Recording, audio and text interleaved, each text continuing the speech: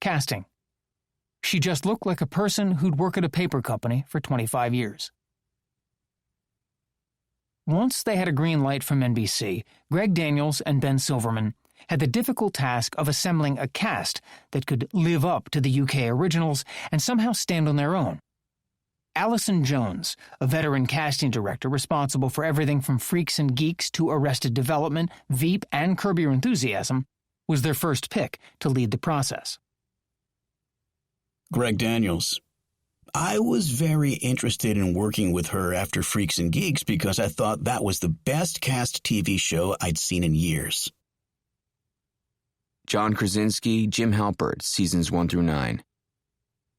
Alison Jones could be the most talented woman in show business. Alison Jones, casting director. I met Greg Daniels in a little bungalow on the Universal lot. He mentioned Freaks and Geeks, wanting real people and just similar vibes as the British cast. We just sort of assumed we'd be crucified doing an American version of The Office, so we just wanted to do the best we could. I had a lot of people in my head already. At our first casting session, we had half the people, I think, who eventually got cast. Greg Daniels. The combination of Jones and the British show brought in everybody you can imagine. I had such a joyful time reading people. For 3 or 4 months, we saw just every cool alternative comedian, comedy actor, and improv person you can think of. Ken Kwapis. What made this casting process unique was that we never brought the actors to the network to audition in front of executives. That's the key difference. The usual way broadcast network shows are cast is that you narrow it down to a handful of candidates, and you basically parade them in front of the executives and have them read scenes.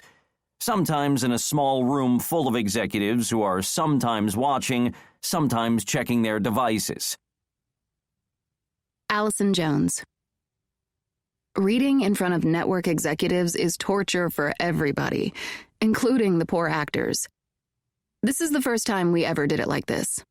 We said to the executives, because of the nature of the show, reading live in the room is not going to show you anything. Ken Kwapis. That wouldn't have worked with these characters and the kind of comedy that Greg had written because a lot of it is behavioral. It's not jokey. A lot of it is small things that are observed and that wouldn't play. You're not playing to the rafters. And so, all credit to Greg, he convinced the network that the proper way to cast these parts was to put people on tape in improvised sessions in the location itself. Sometimes we worked with the scenes from the pilot, but sometimes we set up improv sessions. But they were done on location in the place we were going to shoot, in a somewhat dressed bullpen. These descriptions of the cast went out to agents all over town.